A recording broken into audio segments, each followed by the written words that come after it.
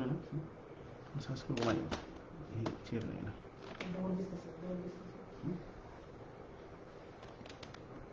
सुरू झालं ना.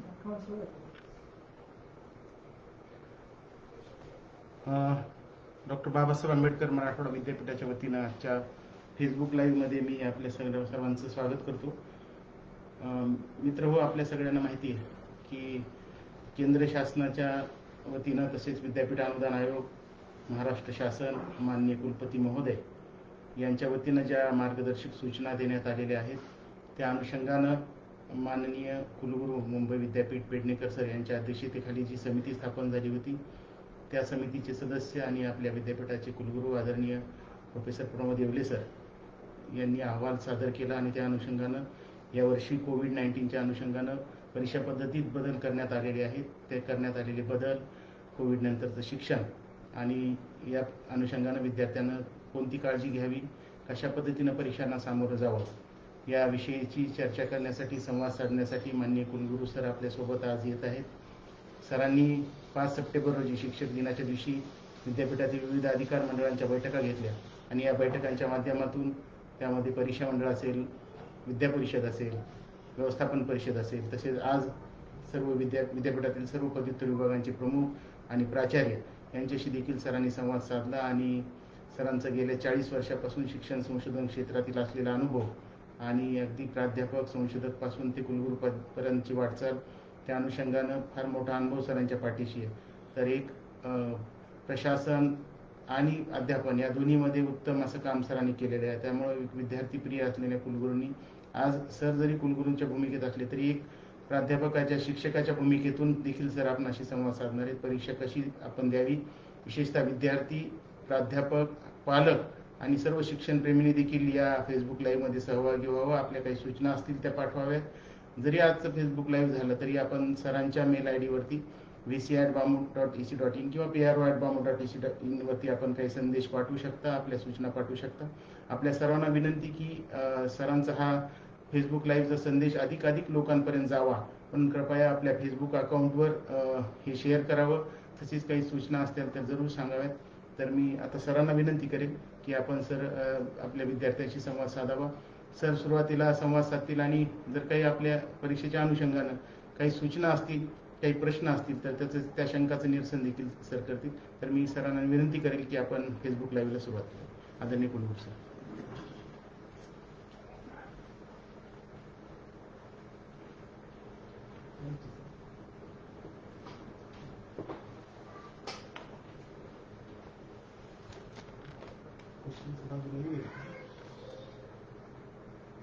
तसं ते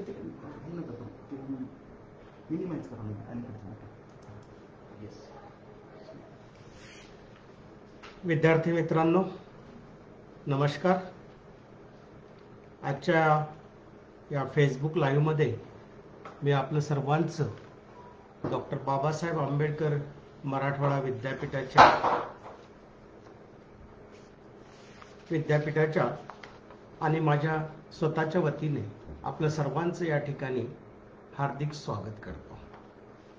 आपल्या सर्वांना माहिती आहे की मार्च महिन्याच्या मध्यापासून आपण एका संकटास तोंड देतो आहे. आपणच नाही तर आपले पूर्ण राष्ट्र आणि जगातील सर्व राष्ट्र या संकटाशी तोंड देत आहेत आणि 6 महिन्यापासून हा कोविड-19 आपण फेस करतो आहे. या कोविड-19ने आपल्याला खूप काही शिकवलं. जरी हे एक संकट असलं तरी जर आपण सकारात्मक दृष्ट्या त्याच्याकडे बघितलं तर खूप सारं शिकण्यासारखं आहे. अर्थात या सर्व लॉकडाऊनमुळं जी मानसिक परिस्थिती होती किंवा जे सामाजिक प्रश्न निर्माण झाले त्यामुळं आर्थिक व्यवस्था ढासळल्या गेली. विद्यार्थ्यांच्या शिक्षणावरती सुद्धा, शिक्षण पद्धतीवरती, परीक्षावरती सुद्धा त्याचे परिणाम झाले आणि हे सर्व परिणाम आपण बघतो आहे. करोनाचं संकट आकस्मित आलंय, कोणाला काही त्याची जाणीव नव्हती आणि दुसरं असं की हे संकट केव्हा संपेल याच्यातली जी अनिश्चितता होती ती सुद्धा आपल्याला अद्यापपर्यंत निघून गेलेली नाही आहे. आपण अजूनही सर्वजण त्या संकटाशी सामना करतो आहे. परंतु मी जसं पुढे सांगितलं, या कोविडमुळं अनेक पॉझिटिव्ह आणि निगेटिव्ह असे इम्पॅक्ट प्रत्येक क्षेत्रावरती पडलेले आहेत आणि त्यातून आपण चांगल्या गोष्टी घ्याव्यात असं आपल्याला अपेक्षित असतं.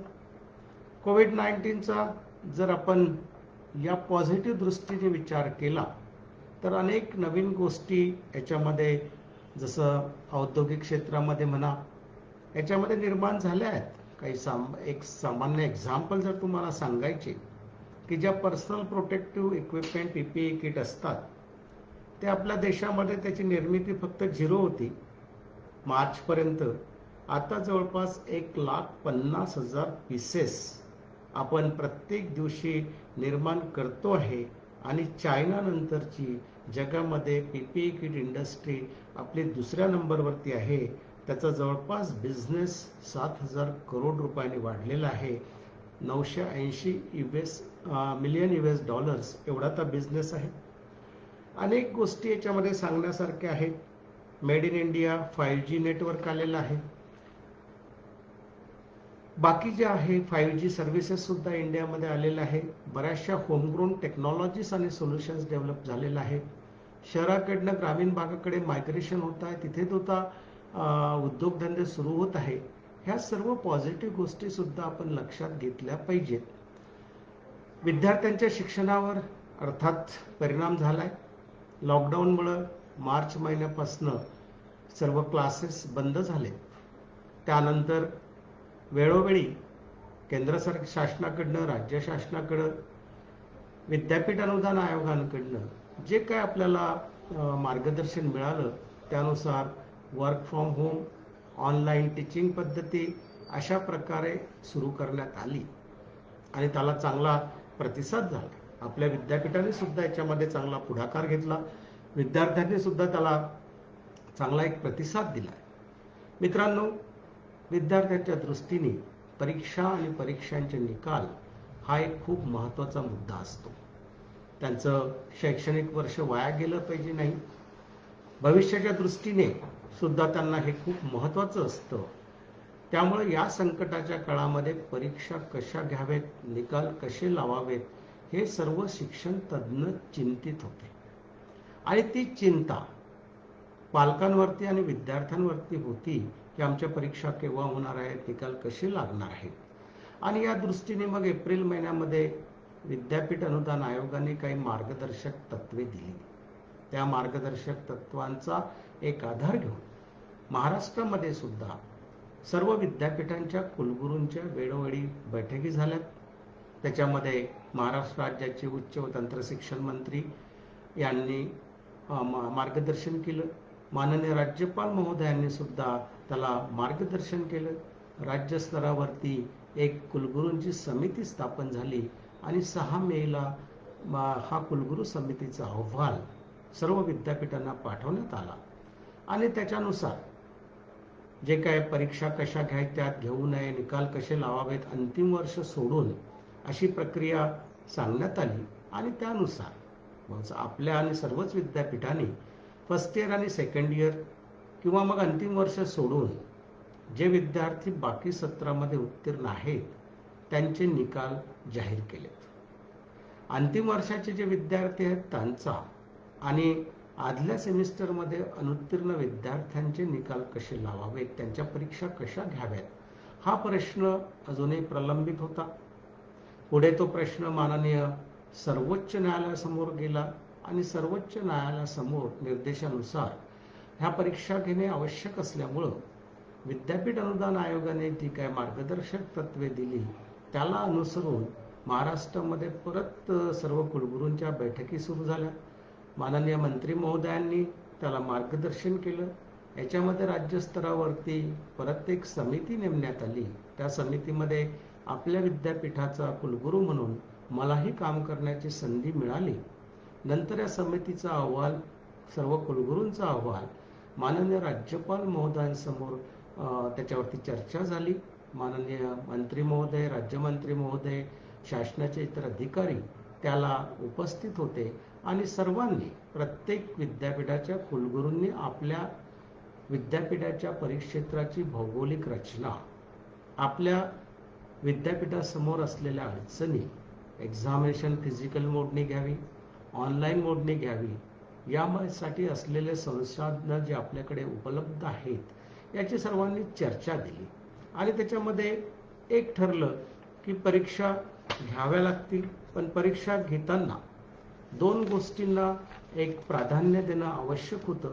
एक म्हणजे विद्यार्थ्यांचे आरोग्य, ज्याला सर्वोच्च प्राधान्य देण्यात यावं, आणि दुसरं म्हणजे विद्यार्थ्यांचे शैक्षणिक हित डोळ्यासमोर ठेवून परीक्षांचं आयोजन कसं करावं हे विद्यापीठांच्या प्राधिकरणाने ठरवावं असा निर्णय झाला. त्यानुसार आपल्या विद्यापीठाने सुद्धा काही निर्णय घेतलेत. सर्व प्राधिकरणांच्या बैठकी 5 सप्टेंबरला शिक्षक दिनाच्या दिवशी लावल्यात. त्याच्यामध्ये परीक्षा मंडळ, विद्वत परिषद, ज्याला आपण अकॅडमिक काउन्सिल म्हणतो, मॅनेजमेंट काउन्सिल, विद्यापीठाची व्यवस्थापन परिषद, या सर्वांच्या बैठकी एकाच दिवशीमध्ये घेऊन, आणि मी तुम्हाला अभिमानाने सांगू इच्छितो की सर्व प्राधिकरणाच्या सदस्यांनी विद्यार्थ्यांचं आरोग्य आणि शैक्षणिक हित लक्षात घेऊन त्यावरती निर्णय घेतले आणि ते निर्णय आपण सर्वांसमोर मांडले. त्याच रात्री काही प्रसार माध्यमांना सुद्धा मी मुलाखत दिली आणि ही सर्व जी प्रोसेस आपण इम्प्लिमेंट करतो आहे ती कशा पद्धतीची असावी आहे याबाबत सुद्धा मार्गदर्शन केलं. आणि मला सांगायला आनंद वाटतो की विद्यार्थ्यांचा खूप चांगला एक प्रतिसाद त्याला आम्हाला मिळाला आहे. खूप विद्यार्थ्यांनी खूप जवळपास त्याला अप्रिशिएट केलं. 3 लाखापर्यंत व्ह्यूवर्स त्याला होते आणि जो एक ऑनलाईन परीक्षेसंदर्भात एक बाऊ विद्यार्थ्यांच्या मनामध्ये होता, एक भीती होती, ती सुद्धा काहीशी कमी झाली आणि एक चांगलं ॲक्सेप्टन्स त्याला मिळालं. अशा पद्धतीचं ते एक परीक्षा पद्धती आम्ही मांडली. नंतर गेल्या काही दिवसापासनं जे काय आमचे संबंधित अधिकारी आहेत, आज सकाळी सर्व विभाग प्रमुख आहेत, प्राचार्य आहेत, यांच्याशी मी सविस्तर चर्चा केली आणि ही प्रोसेस कशा पद्धतीने अंमलात आणायची, याचे वैशिष्ट्य काय आहेत आणि कुठलाही विद्यार्थी परीक्षेपासून वंचित राहणार नाही याची कशा पद्धतीने काळजी घ्यावी, कुठल्याही विद्यार्थ्यावरती अन्याय होणार नाही हे बघितलं गेलं पाहिजे. शेवटी विद्यार्थ्यांच्या करिअरचा आणि त्यांच्या आरोग्याचा हा प्रश्न आहे. याच्यावरती सर्व जे स्टेक होल्डर्स आहेत, विभाग प्रमुख असो, प्राचार्य असो, आमचे अधिकारी असो, प्राध्यापक असो, यांनी अगदी गंभीरपणे विचार करून ही प्रक्रिया यशस्वीपणे आपल्या विद्यापीठामध्ये राबवायचा एक संकल्प केला आहे. मित्रांनो, याबद्दल एक थोडक्यात एक सविस्तर माहिती मी आपल्याला सांगतो आहे. जसं मी पहिल्यांदाच सांगितलं की ही परीक्षा घेताना विद्यार्थ्यांच्या आरोग्याला आम्ही सर्वोच्च प्राधान्य देतो आहे आणि त्याचवेळी विद्यार्थ्यांचं शैक्षणिक हित सुद्धा विद्यापीठ जोपासेल. आरोग्याला बाधा नाही झाला पाहिजे, त्यासाठी ही परीक्षा शक्यतोवर घरी राहून विद्यार्थ्यांना देता आली पाहिजे, हा एक प्रश्न आहे.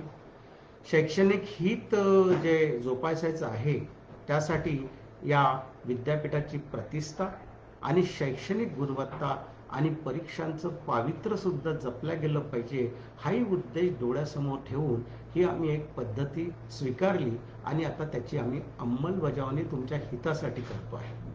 मित्रांनो, विद्यार्थ्यांच्या आरोग्याला बाधा येऊ नये याकरता ही परीक्षा MCQ मल्टिपल चॉईस क्वेश्चन्सने आम्ही घेण्याचं ठरवलं. त्याच्यामध्ये ज्यांच्याकडे मोबाईल आहे, मोबाईल म्हणजे अगदी साधा स्मार्टफोन असला तरी चालेल आणि 3G नेटवर्क आहे, असे विद्यार्थी आपल्या घरी बसून सुद्धा ती परीक्षा देऊ शकतील. ज्यांच्याकडे लॅपटॉप आहे, ज्यांच्याकडे iPad आहे, त्यांचा तर प्रश्नच नाही आणि इंटरनेट सुद्धा असेल तर ती परीक्षा ते आरामात देऊ शकतील.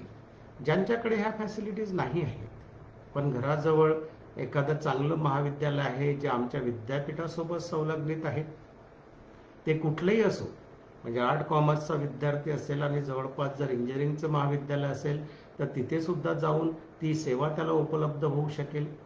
महाविद्यालय नसेल तर आपल्या विद्यापीठाच्या परिक्षेत्रामध्ये MKCLची जी सेंटर्स आहेत त्यांचा आपल्या विद्यापीठासोबत टायअप आहे. गेल्या 15-16 वर्षापासून MTCLच्या सर्व्हिसेस आपण घेतो आहे. तर त्यांचे सुद्धा सेंटर आपल्याला या परीक्षेसाठी तुम्हाला निवडता येतील. ही परीक्षा आपण 1 ऑक्टोबरपासून सुरू करतो आहे. त्याचे टाइम टेबल हे उद्यापर्यंत आपल्या वेबसाईटवरती अवेलेबल असतील. 1 ऑक्टोबरपासून तर जवळपास आम्ही बघितलं, कारण ही परीक्षा दोन्ही विद्यार्थ्यांसाठी आहे. जे अंतिम वर्षाला आहेत त्यांच्यासाठी आहे आणि पूर्वीच्या सत्रामध्ये किंवा वर्षामध्ये जे अनुत्तीर्ण झाले असतील अशा विद्यार्थ्यांसाठी सुद्धा ही परीक्षा आहे. त्यामुळं जवळपास आपल्या विद्यापीठामधून 1.5 लाख विद्यार्थी या परीक्षेला बसत आहेत. तर ही परीक्षा साधारणतः एटीकेटीच्या विद्यार्थ्यांचे विषय लक्षात घेऊन कुठलाही विषय ओव्हरलॅप होणार नाही यासाठी आम्हाला जवळपास 22 दिवस लागत आहेत. तर आम्ही 1 ऑक्टोबरपासून ही परीक्षा सुरू करून 22 ते 24 ऑक्टोबर दरम्यान आम्ही संपवू. एक दिवस कमी व्हावेत या उद्देशाने आम्ही रविवारी सुद्धा ह्या परीक्षा ठेवण्याचा आमचा विचार आहे, की जेणेकरून लवकरात लवकर परीक्षा संपवावी आणि 31 ऑक्टोबर जे आम्हाला टार्गेट दिलेलं आहे त्याच्या आधी हे निकाल लावावेत. मित्रांनो, ही परीक्षा 1 तासाची राहील आणि त्यामध्ये 60 MCQs आम्ही देतो आहे आणि त्यापैकी 50 MCQs त्यांनी सॉल्व करावेत विद्यार्थ्यांनी 1 तासामध्ये.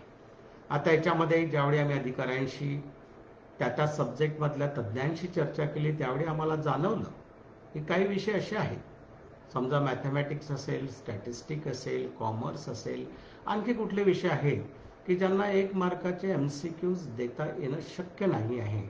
अशा वेळी आम्ही त्या बोर्ड ऑफ स्टडीजच्या त्या पेपर सेटरच्या सर्व तज्ज्ञांना आम्ही सांगितलं की तुम्हाला जो पॅटर्न विद्यार्थ्यांच्या हिताच्या दृष्टीने योग्य असेल तो आम्हाला सांगा, त्या दृष्टीने त्याला अनुसरून आम्ही परीक्षा घेऊ. पण एक जनरल प्रिन्सिपल जे तत्व आम्ही ॲक्सेप्ट केलेलं आहे ते 60 पैकी 50 सोडावेत. अशा याच्यामध्ये काही ठिकाणी 25 असू शकतील, काही अभ्यासक्रमांना 30 सुद्धा प्रश्न असू शकतील. ही एक बाब.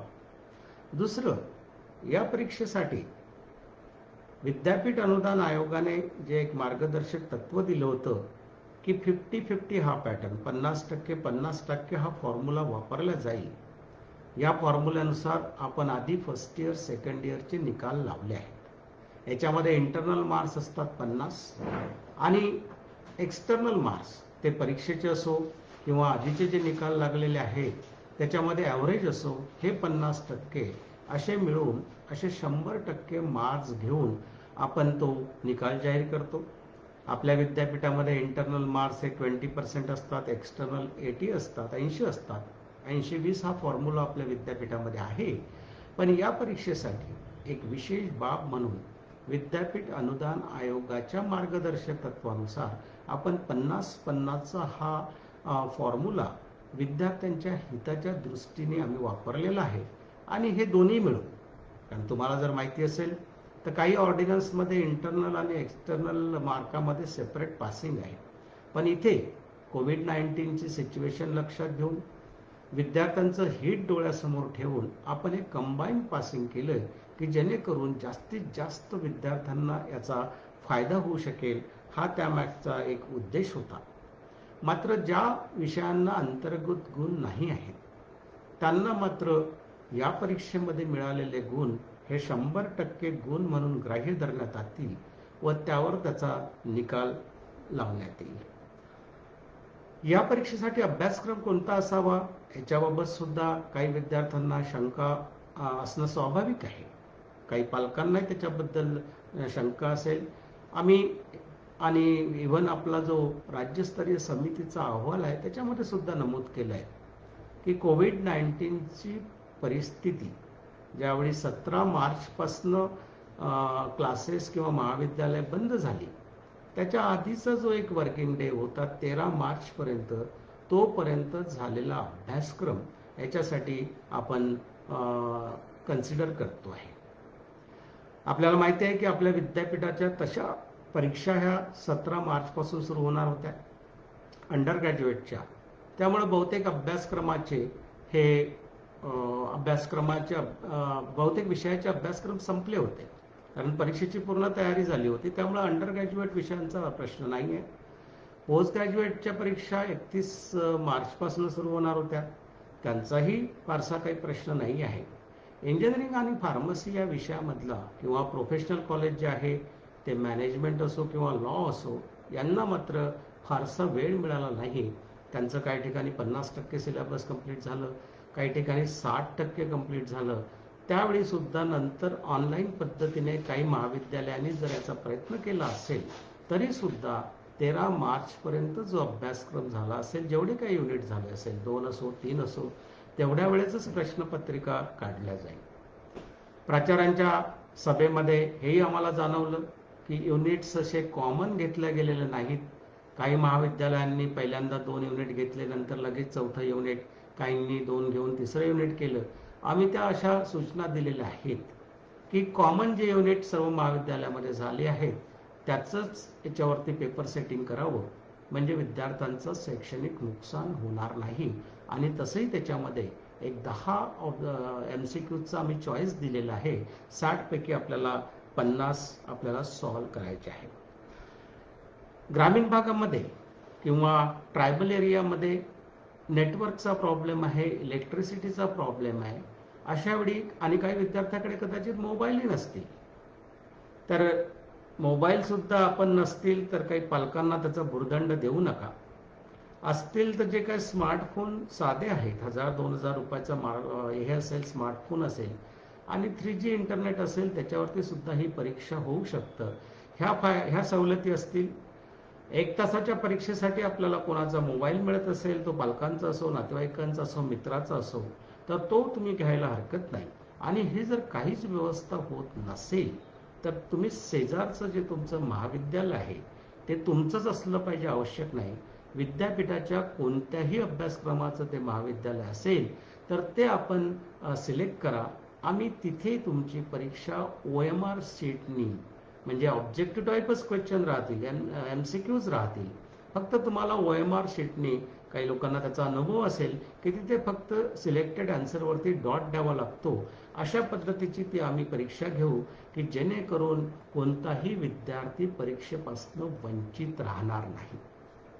आपल्या विद्यापीठामध्ये परीक्षेला बसणाऱ्या विद्यार्थ्यांची संख्या मी सांगितली तुम्हाला, जवळपास 1.5 लाखाच्या आसपास आहे. त्यापैकी 1046 विद्यार्थी काही अपंगत्व आलेले आहेत, यांची सुद्धा काळजी विद्यापीठाने घेतली आहे. या सर्व विद्यार्थ्यांची माहिती विद्यापीठाजवळ उपलब्ध आहे आणि आमचे NSHचे व्हॉलेंटियर्स आहेत. काही प्राध्यापक, प्राचार्य यांच्या मदतीने या प्रत्येक विद्यार्थ्याकडे आम्ही पोहोचायचा प्रयत्न करतो आहे. ज्यांच्याकडे मोबाईल आहे त्यांचा तर प्रश्नच नाही, ते विद्यार्थी घरून परीक्षा देऊ शकतील. जे अपंग विद्यार्थी आहेत त्यांना सेंटरवर सुद्धा यायची आवश्यकता नाही आहे. त्यांना घरी आम्ही OMR शीट आणि क्वेश्चन पेपर पोहोचायची सुद्धा व्यवस्था करू. त्यामुळं त्यांनी सुद्धा काही चिंता करण्याची आवश्यकता नाही आहे. अशा प्रकारची एक सोय विद्यापीठ करत आहे. मी पूर्वी सांगितलं की ही परीक्षा फक्त काही अंतिम वर्षासाठी नाही आहे, तर बाकीच्या सर्व सेमिस्टरमध्ये जे कुठले अनुत्तीर्ण विद्यार्थी असतील त्या सर्वांसाठी ही परीक्षा आहे. त्यामुळं ते फर्स्ट सेमिस्टरला फेल्युअर असो, थर्डला असो, फिफ्थला असो, किंवा मग इंजिनिअरिंगच्या 7thला असो, किंवा कुठलेही ज्यांचं कुठल्याही विषयामध्ये ते अनुत्तीर्ण आहेत, त्यासाठी सुद्धा या विद्यार्थ्यांनी परीक्षेला बसणं आवश्यक आहे. काही अभ्यासक्रमाच्या प्रात्यक्षिक परीक्षा राहिलेल्या आहेत. ह्या प्रात्यक्षिक परीक्षा येत्या 15 सप्टेंबरपासून, म्हणजे 5-6 दिवसापासून तर 25 सप्टेंबरपर्यंत घ्याव्यात, हे निर्देश आम्ही सर्व महाविद्यालयांना आणि शैक्षणिक विभागांना दिलेले आहेत. या प्रात्यक्षिक परीक्षेसाठी सुद्धा आपल्याला कुठल्याही परीक्षा केंद्रावर जायची आवश्यकता पडणार नाही, अशा प्रकारच्या सूचना आम्ही महाविद्यालयांना दिलेल्या आहेत. मग प्रात्यक्षिक परीक्षा कशा घ्यायच्या याचे जे निर्देश आम्ही दिलेले आहेत, प्रात्यक्षिक परीक्षा ह्या मौखिक पद्धतीने घ्याव्यात. टेलिफोन करा, त्यांच्याशी संपर्क साधा. काही विद्यार्थ्यांचे प्रोजेक्ट राहिले असतील त्यांना सुद्धा व्हायवासाठी महाविद्यालयामध्ये यायची आवश्यकता नाही आहे. जिथे एक्सटर्नलची आवश्यकता असतं, आम्ही महाविद्यालयाला सांगितलं की एक्सटर्नल एक्झामिनरच्या सुद्धा अपॉइंटमेंट करू नका. त्याच महाविद्यालयातला एक दुसरा प्राध्यापक एक्सटर्नल अपॉइंट करता येईल अशा पद्धतीने त्या परीक्षा घेता येईल. ज्या महाविद्यालयाकडे सोय आहे ते स्काईप किंवा बाकी ॲपच्या साहाय्याने त्या परीक्षा घेता येईल. आणि काहीच नसेल तर त्यांचे जर्नल्स आहेत त्यांच्या अंतर्गत परीक्षा घेतल्या असाल किंवा त्यांचा ओव्हरऑल परफॉर्मन्स देऊन ते इंटरनल मार्क्स द्यावेत अशा प्रकारच्या सूचना आम्ही त्यांना दिलेल्या आहेत. त्यामुळं कोणत्याही विद्यार्थ्याला प्रात्यक्षिक परीक्षेसाठी महाविद्यालयात येण्याची आवश्यकता नाही आहे. आणि ही जी प्रक्रिया आतापर्यंत मी सांगितली ही विद्यापीठात घेण्यात येणाऱ्या सर्व परीक्षा, तो डिप्लोमा कोर्स असो, तो डिग्री कोर्स असो किंवा तो पोस्ट ग्रॅज्युएट कोर्स असो, यासाठी अप्लिकेबल राहतील. सर्व महाविद्यालयाच्या प्राचार्यांना आम्ही सूचना पाठ केल्या आहेत.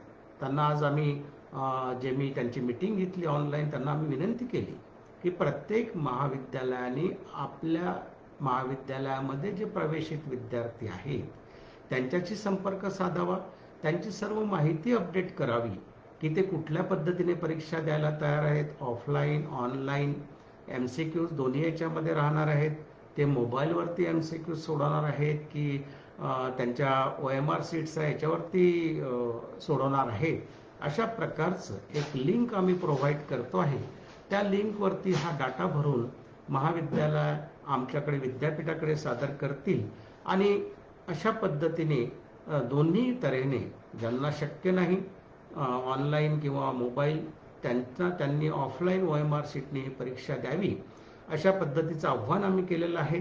आणि सर्व महाविद्यालयांना आम्ही विनंती केली की महाविद्यालयाचं व्यवस्थापन मंडळ असो, प्राचार्य, प्राध्यापक, शिक्षकेतर कर्मचारी यांनी ही जी कोविड-19ची आणीबाणीची परिस्थिती जी उद्भवलेली आहे या परिस्थितीमध्ये विद्यार्थ्यांच्या आरोग्याला सर्वोच्च प्राधान्य देऊन ही परीक्षा सुरळीत पाडण्यासाठी विद्यापीठाला सहकार्य करावे अशी आम्ही त्यांना विनंती केली आहे.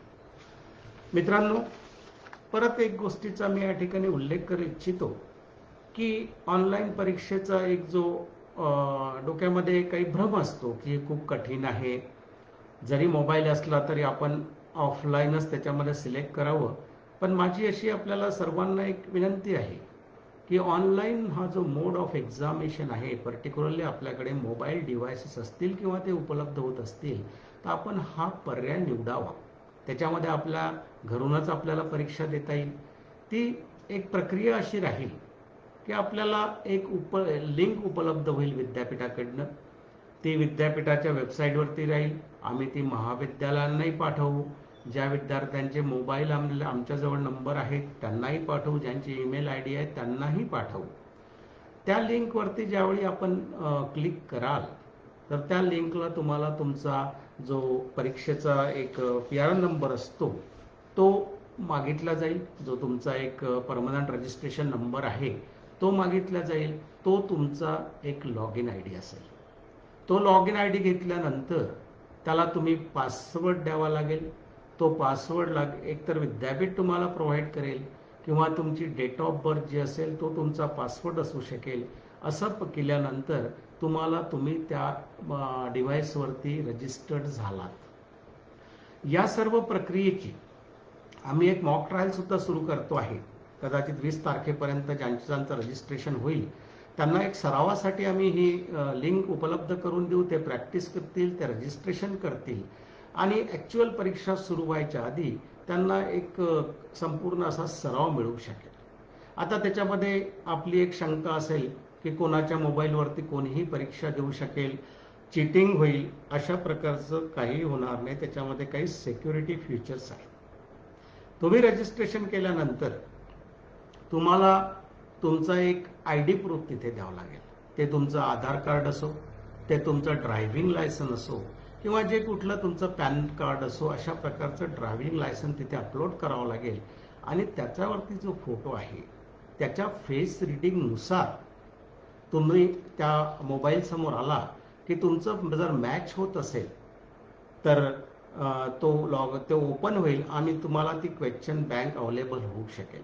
त्याच्यामध्ये कदाचित फोटो 1-2 वर्षाचा जुना असेल तरी पण 70% पर्यंत तरी ट्रेस करू शकेल अशा प्रकारची याच्यामध्ये आहे. आणि यावेळी दुसरे कुठलेही ॲप ओपन करायचा प्रयत्न करू नका, कारण त्याच्यामध्ये थोडंसं जर चिटिंग झालं तर तुम्हाला ती वॉर्निंग मिळेल. तुम्ही इकडे तिकडे हल्लात तरी तुम्हाला वॉर्निंग मिळेल. तुमच्या मोबाईलमध्ये दुसऱ्याचं काही पिक्चर आलं तेही तुम्हाला वॉर्निंग मिळेल. आणि रिपीटेडली जर वॉर्निंग मिळाली तर तुम्हाला तिथून डिस्कंटिन्यू व्हावं लागेल. त्यामुळे ही ॲक्च्युली खूप चांगली सेक्युअर्ड पद्धत आहे. चांगल्या तऱ्हेनं तुम्ही त्याच्यामध्ये सॉल्व्ह करू शकता. प्रश्न आहे आता परीक्षेच्या वेळ किती राहील. टाइम टेबलवर तुम्ही जर बघितला तर आम्ही 2 शिफ्टमध्ये परीक्षा घेतो आहे. पहिली जी परीक्षा आहे, पहिली जी शिफ्ट आहे 1 तारखेपासून सुरू होणारी, ती सकाळी 9 ते 1 असेल आणि दुसरी शिफ्ट जी आहे ती 2 ते 6 असेल. याच्यामध्ये तुम्ही विचाराल की 1 तासाची परीक्षा आहे, मग 4 तास कशाला दिले. हे 4 तास आम्ही ऑनलाईन एक्झामिनेशनचे जे विद्यार्थी आहेत त्यांना याच्यासाठी दिले की पेपर आमचा 9 वाजता अवेलेबल होईल, पण कुठल्या कारणाने जर तुम्हाला नेटवर्क अवेलेबल नसेल, काही कारणानं तुमचा मोबाईल जर डिस्चार्ज झाला असेल, तर तो जो वेळ लक्षात घेता तुमचा त्याच्यामध्ये 1 तास गेला, 2 तास गेला, तुम्ही अर्धा तास ते सोडवलं आणि मग उरलेला अर्धा तासानंतर तुम्ही 2 तासांनी सुद्धा त्याला जॉईन होऊ शकता. 4 तासामध्ये 1 तास तुम्हाला मिळेल आणि त्या 1 तासामध्ये ते सर्व सॉल्व्ह करायचं आहे. अशासाठी ते 4 तास आम्ही दिलेले आहे. 4 तास जरी दिले तरी मात्र ॲक्च्युली 1 तास संपला, तुमचे सर्व प्रश्न संपले, 1 तास तुमचा ॲक्टिव्ह संपला की तुम्ही त्याच्याकडनं डिस्कंटिन्यू व्हाल. हाच टाइम टेबल जे विद्यार्थी OMR सीटनी महाविद्यालयामध्ये जाऊन किंवा जवळच्या MKCL सेंटरवरती जाऊन जर परीक्षा देत असतील तर त्यांच्यासाठी सुद्धा हाच टाइम टेबल राहील. फक्त त्यांची वेळ जी असेल ती सकाळी 9 ते 10, त्यांना मात्र हा 1च तास मिळेल आणि दुसऱ्या शिफ्टमधल्या विद्यार्थ्यांना 2 ते 3 पर्यंत म्हणजे तिथेही 1 तास मिळेल. टाइम टेबल अशा पद्धतीने सेट करण्यात आलेलं आहे की एखाद्या फायनल इयरचा स्टुडंट असेल आणि तर त्याचे बॅकलॉग कुठल्या 3rd सेमिस्टरचे राहिले, 4th सेमिस्टरचे राहिले, तरी सुद्धा ते ओव्हरलॅप होणार नाही अशा पद्धतीचा टाइम टेबल सेट करण्यात आलेला आहे. तो तुम्हाला उद्या दिसेलच. मात्र हा टाइम टेबल ऑफलाईन आणि ऑनलाईनसाठी तो कॉमन राहील.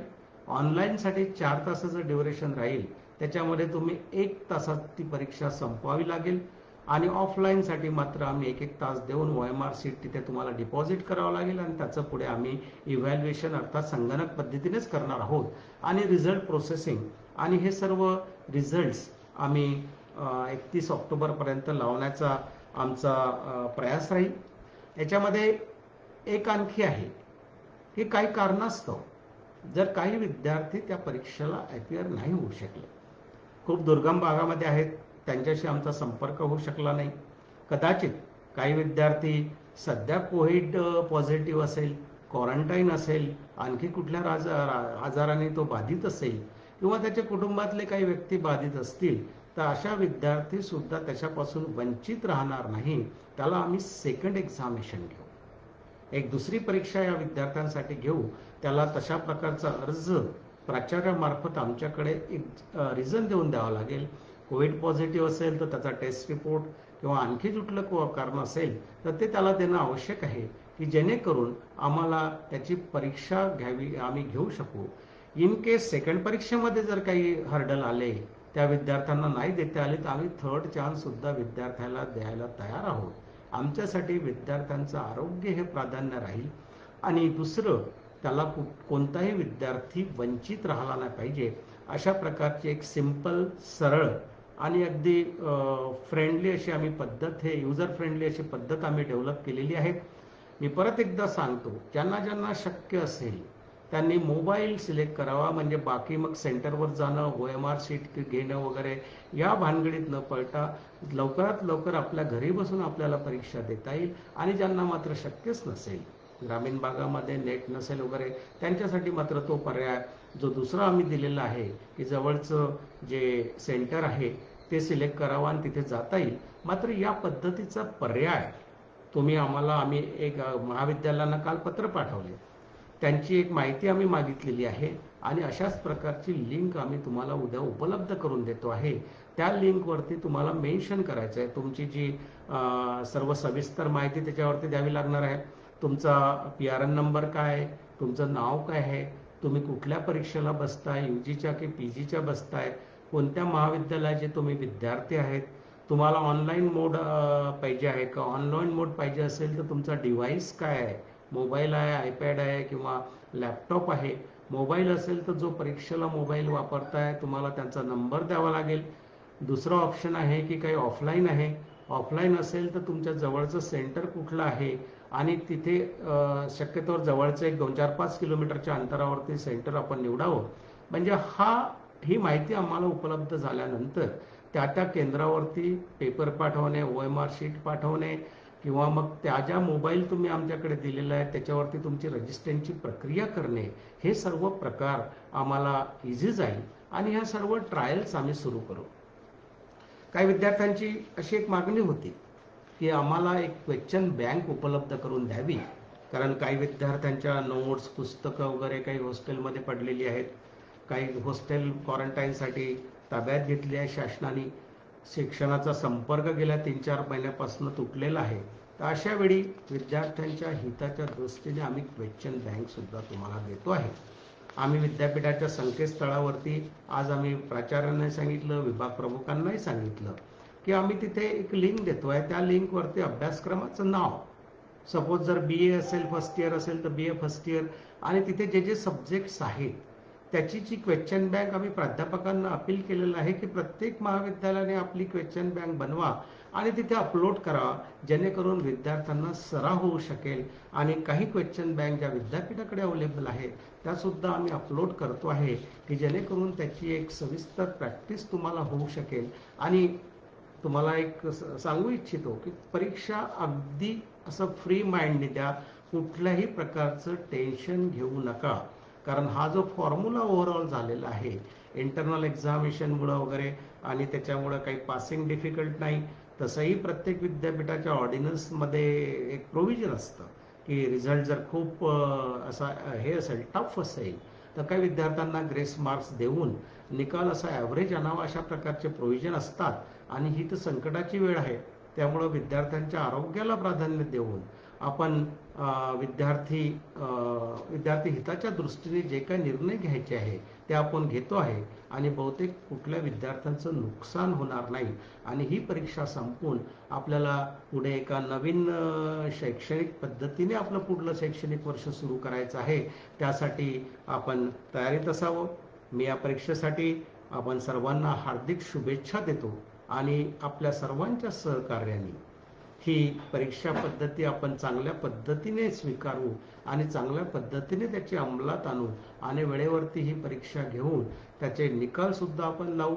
या संदर्भात तुम्हाला वेळोवेळी काही अडचण आहे ती जिल्हा स्तरावरती, तालुका स्तरावरती आम्ही अशा काही कमिटीज बनवलेल्या आहेत. त्याच्यामध्ये आम्ही प्राधिकरणाचे आमचे सदस्य आहेत, सिनियर प्राचार्य आहेत, प्राध्यापक आहेत. त्या भागातलं एक चांगलं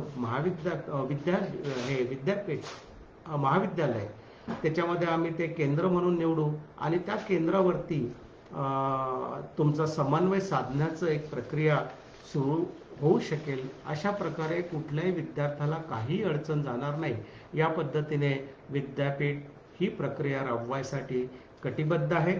आपल्या सर्वांना यासाठी मी हार्दिक शुभेच्छा देतो. आणि पर्टिक्युलरली परीक्षेसाठी या संदर्भात काही प्रश्न माझ्याकडे उपलब्ध झालेले आहेत. त्या काही प्रश्नांना जे माझ्या आताच्या विवेचनामधनं बाहेर पडलेलं नाही त्याला मी काही उत्तर देतो आहे.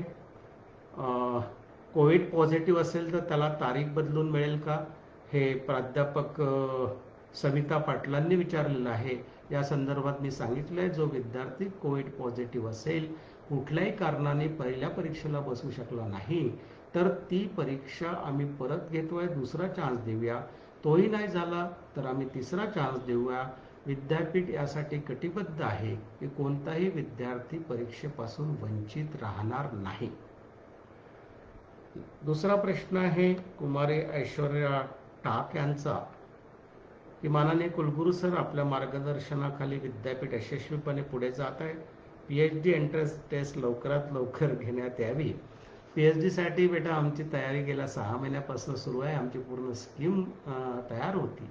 आम्ही गेल्या मार्च-एप्रिलमध्येच ही परीक्षा घेणार होतो, पण काही कारणास्तव कोविडमुळे आपण हे घेऊ शकलो नाही.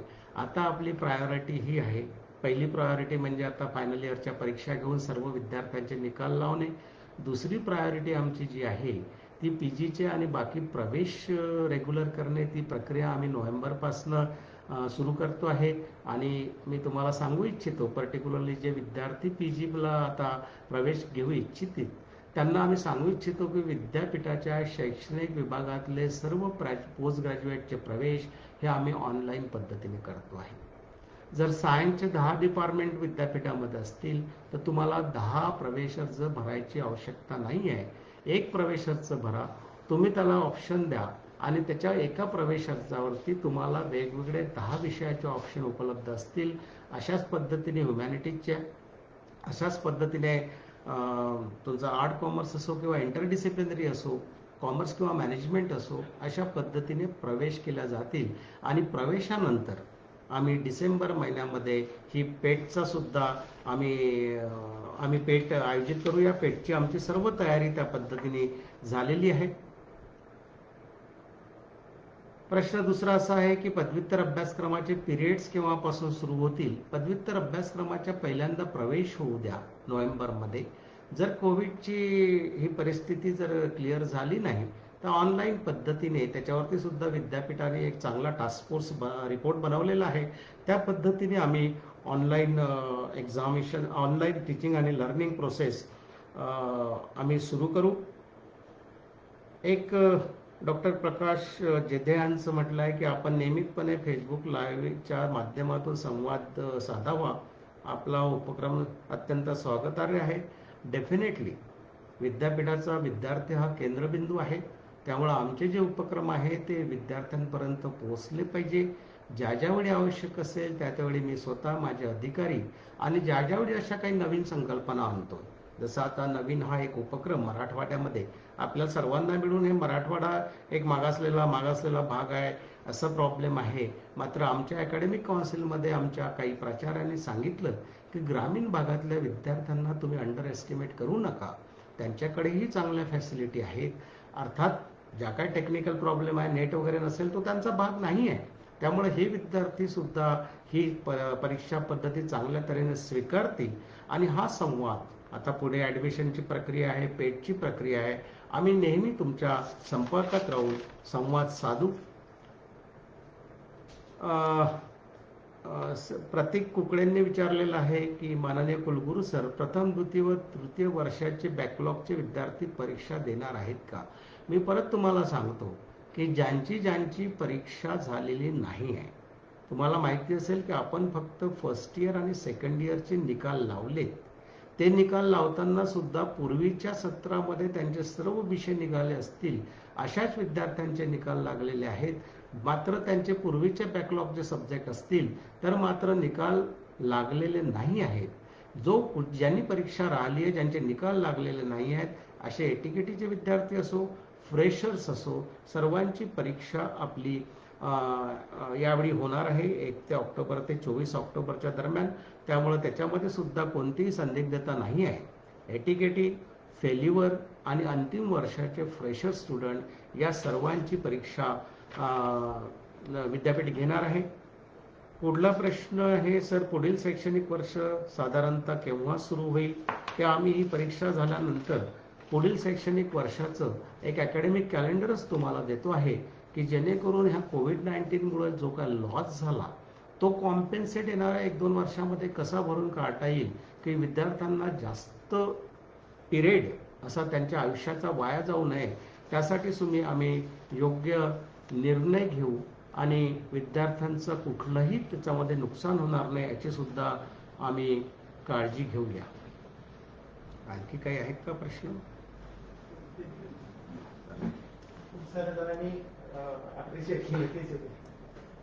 त्याच्यामध्ये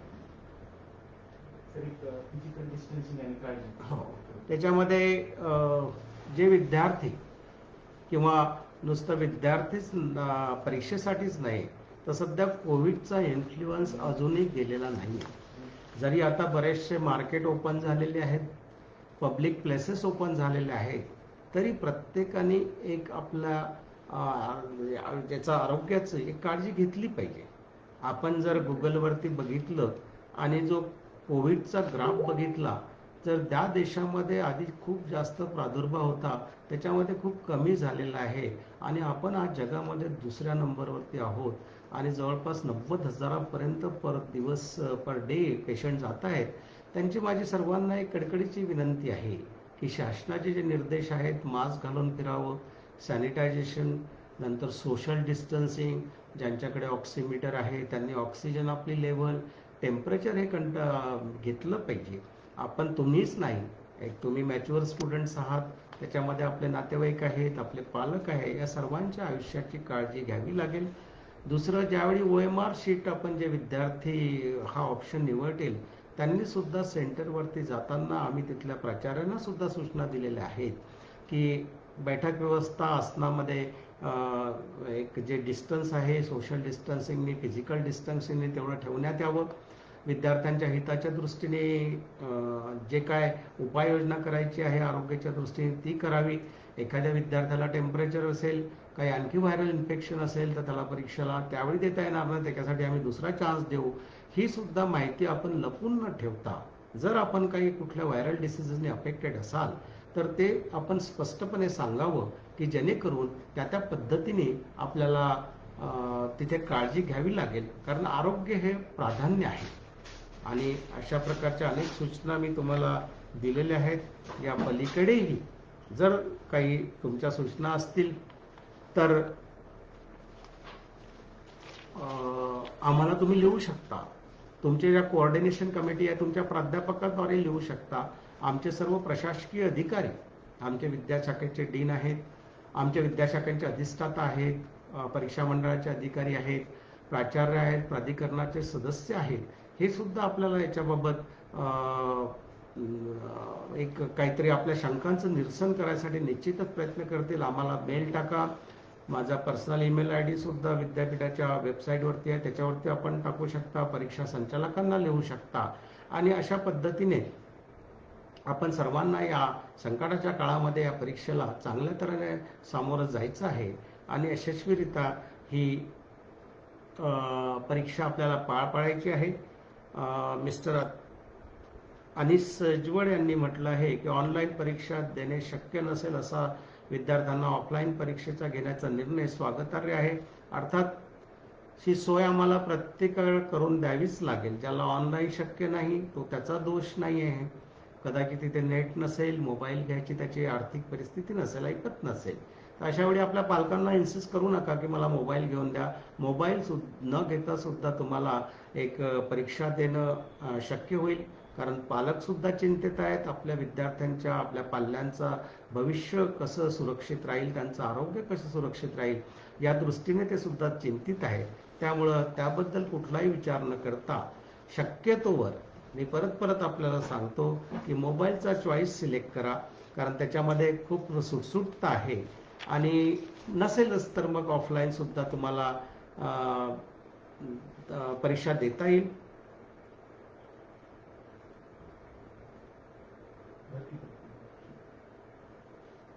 हे मला वाटतं प्राध्यापकांच्या भरतीचा प्रश्न आहे, तो आमच्या अखत्यारीत नाही आहे, तो शासनाचे आहे. आणि या फेसबुक लाईव्हमध्ये काही प्राध्यापक जर सामील असतील तर एक CHBचे रिप्रेझेंटेशन आमच्याकडे खूप आलेले आहे. हे CHBच्या अपॉइंटमेंटसाठी हे कुलगुरूंच्या बैठकीमध्ये सुद्धा याची चर्चा झाली. तो प्रश्न आम्ही माननीय सचिव उच्च व तंत्र शिक्षण, माननीय संचालक, माननीय मंत्री महोदय यांना सुद्धा सांगितलेला आहे. विद्यापीठाला CHB प्राध्यापकाला, मागच्याच प्राध्यापकांना मान्यता द्यायला आम्हाला हरकत नाही आहे, परंतु जे अनुदानित महाविद्यालय आहे त्यांना शासनाकडनं या संदर्भात अनुदान प्राप्त होत असल्यामुळं त्यांच्याकडून जोपर्यंत आम्हाला काही असा ग्रीन सिग्नल मिळत नाही, त्यांच्याकडून काही आम्हाला अशा प्रकारचे सर्क्युलर येत नाही, तोपर्यंत विद्यापीठ स्तरावरती मान्यता देऊन सुद्धा काही फायद्याचं नाही आहे. तर तो प्रश्न शासनाच्या विचाराधीन आहे आणि लवकरच त्याच्यावरती काहीतरी निर्णय निघू शकेल असं मला वाटतं. आणि बाकीच्या ज्या काही आणखी बऱ्याचशा काही सूचना आहेत त्याच्यामध्ये डेझर्टेशन काही विद्यार्थ्यांचे राहिलेले आहेत. हे डेझर्टेशन आपण ऑनलाईन घ्यावे.